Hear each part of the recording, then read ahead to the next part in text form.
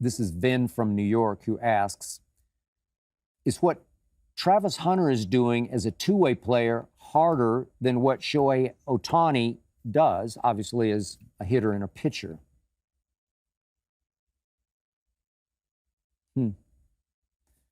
That is a great question. In fact, it's so great that I envision doing it on live TV in the barbershop that can be Undisputed with Keyshawn, with Michael Irvin, with Richard Sherman.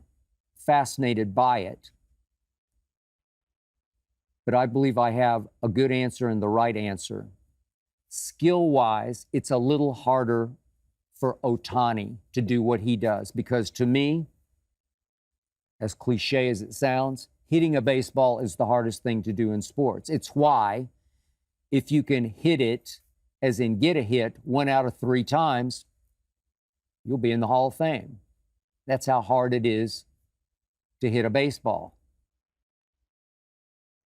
Pitching a baseball at the highest level ain't easy either. You want to talk about skill level?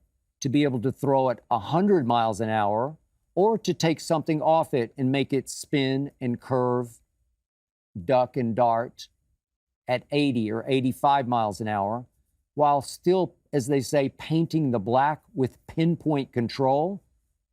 It's just hard, man. It is rare skill level talent, skill level, hand-eye.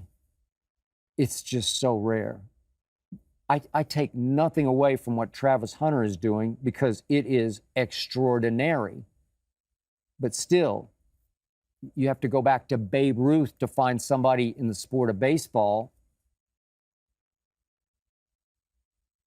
who could hit and pitch. Obviously, Babe Ruth pitched in Boston as a Brave, but then when he went to the Yankees, that was pretty much the end of that because they said, as good as you are at throwing the baseball, you could be the greatest hitter ever. And at that point, he became the greatest hitter ever.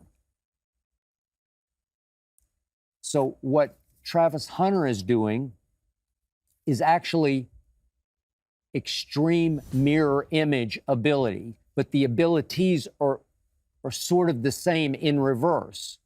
You're running routes as a receiver. You have extraordinary speed and quickness and gymnastic ability to track the ball and get to the ball in the air. You have extraordinary hands to catch the ball, and then you flip it around and you go mirror image. You can mirror the receiver's routes.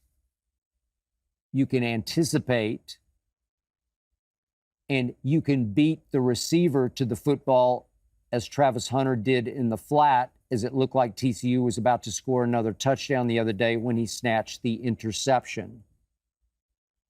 On sheer stamina, obviously, what Travis Hunter did Saturday, what he's going to do through this whole football season, I assume, is off the charts. I've never seen anything like it in all my years of covering the sport of football. I don't go back to when they didn't have face masks and everybody was a two-way player.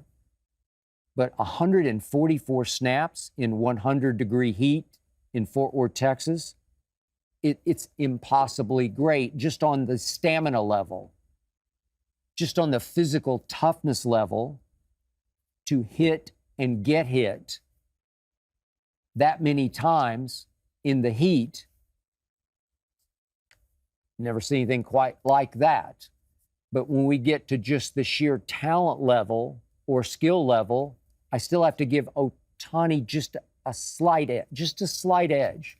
Again, you don't pitch but every 5 days. Now he's hurt, obviously, but it's not nearly as grueling to hit 4 or 5 times a night and then pitch every 5th day as it is to play 144 snaps in a college football game. I'm with Keyshawn on this. Travis Hunter has a real good shot at being the first overall pick in the draft just because He can do so much for a football team. He can change the way teams play, as Deion did as a cornerback. Deion dabbled at receiver. I know when I was there, Deion came in 95 to the Cowboys from San Francisco, where he pushed them over the top, obviously, to win a Super Bowl off the 94 season. In 95, the Cowboys won the Super Bowl in large part because they had Deion and nobody else did, including San Francisco. But Deion just part-timed at receiver, and he was so gifted. He was so fast. Deion was a little faster than Travis Hunter. Deion was more 4.2 40. This kid's 4.4-ish. But this kid, when the ball is in the air, it is his on offense or defense. That's what I love the most about him. But on just rare finesse skill level, combining 100 miles an hour with curveballs and changeups, and to be able to hit a baseball as far and as hard and as consistently as Ohtani does, I'm going to give him slight edge.